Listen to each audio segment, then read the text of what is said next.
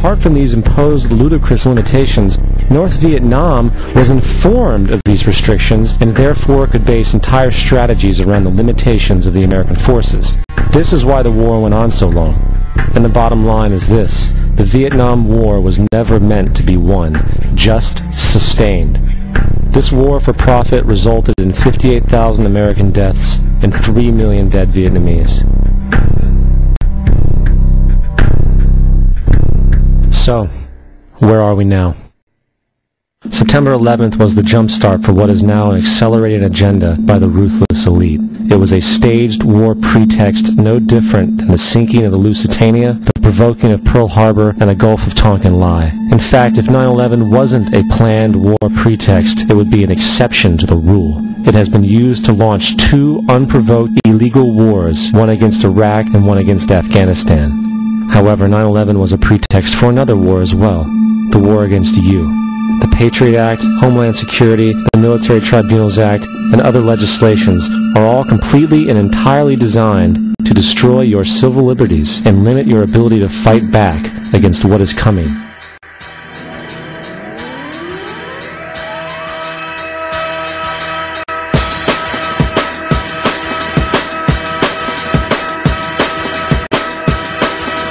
September 11th, September 11th, September 11th, September 11th, September 11th, September 11th, September 11th, September 11th, September 11th, September 11th, September 11th, September 11th, September 11th, September 11th, September the 11th, September the 11th. Evil killers, Taliban, Al-Qaeda, Osama bin Laden. War and danger. Weapons of mass destruction. Terror, terror, terror, terror, terror. Terrorism, terrorism, terrorism, terrorism, terrorism, terrorism, terrorism, terrorism, terrorism, terrorism, terrorism, terrorism, terrorism, terrorism, terrorism. Global terrorism, global terrorism, world terrorism, global terrorism, global terrorism, global terrorism, global terrorism, the terrorists, terrorists, terrorists, terrorists, terrorists, terrorists, terrorists, terrorists, terrorists, terrorists, terrorists, terrorists, terrorists, terrorists, terrorists, terrorists, terrorists, terrorists, the evil terrorists. Terrorism. The words are hypnotically repeated. Terrorism, terrorist, terrorist threat, and of course, believed to be linked to Al-Qaeda. But it's the so-called war on terrorism that's in our faces practically 24/7 as the inescapable focus of our existence. One day, our grandchildren will look back on this time and ask, how was the war on terror won?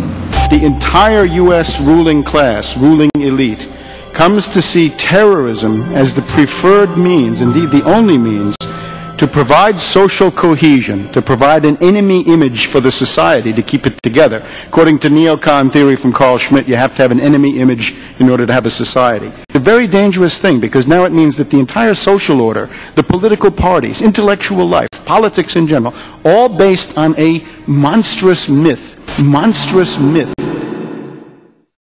So there was no network? No. No.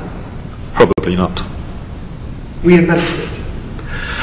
Invention's too strong a term. I think we projected it. We projected our own worst fears, and that what we see is a fantasy that's being created. Al-Qaeda is a global network with global reach. To target a deadly web of terror. The idea, which is critical to the FBI's prosecution, that bin Laden ran a coherent organisation with operatives and cells all around the world, of which you could be a member, is a myth. There is no Al-Qaeda organisation.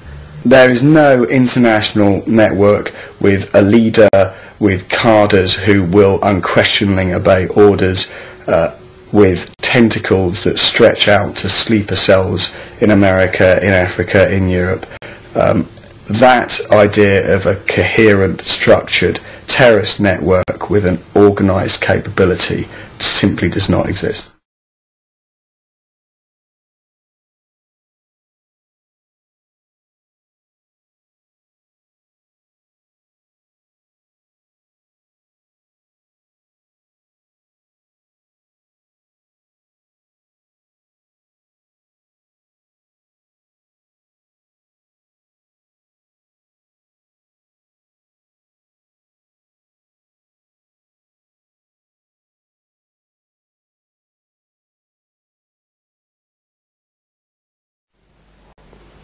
And there are several key mind manipulation techniques which are very, very powerful propaganda tools.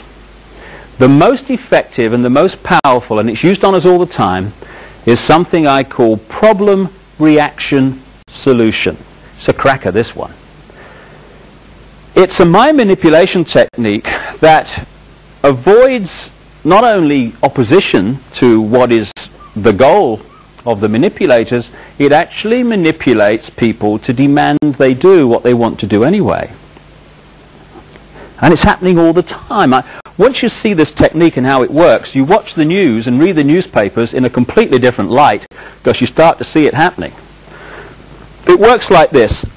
You start by secretly creating a problem in the world and making sure someone else is blamed for it in the public arena, in the public mind.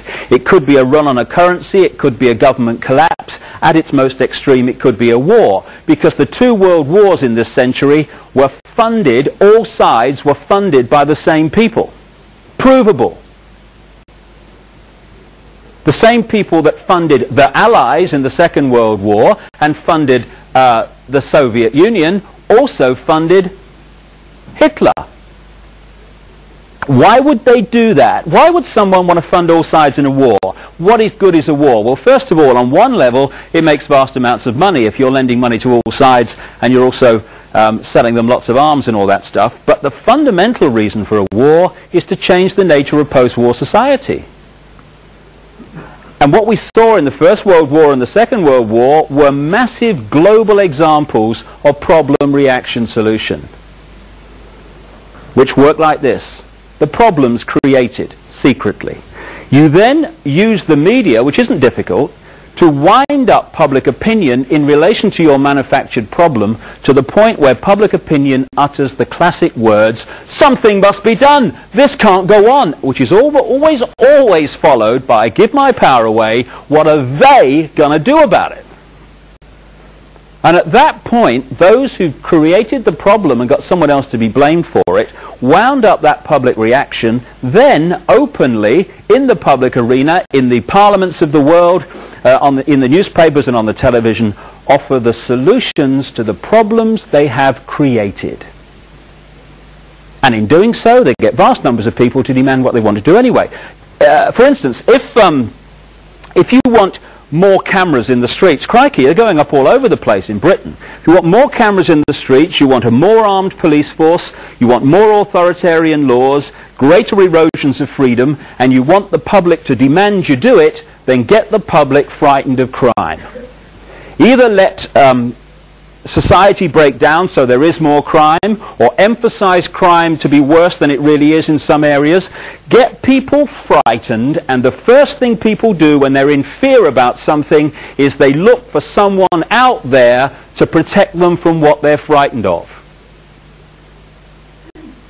So, get people frightened that they're going to be burgled, get people frightened they're going to be mugged in the street, and they'll demand you take the freedoms away. They'll demand cameras in the streets and more authoritarian laws.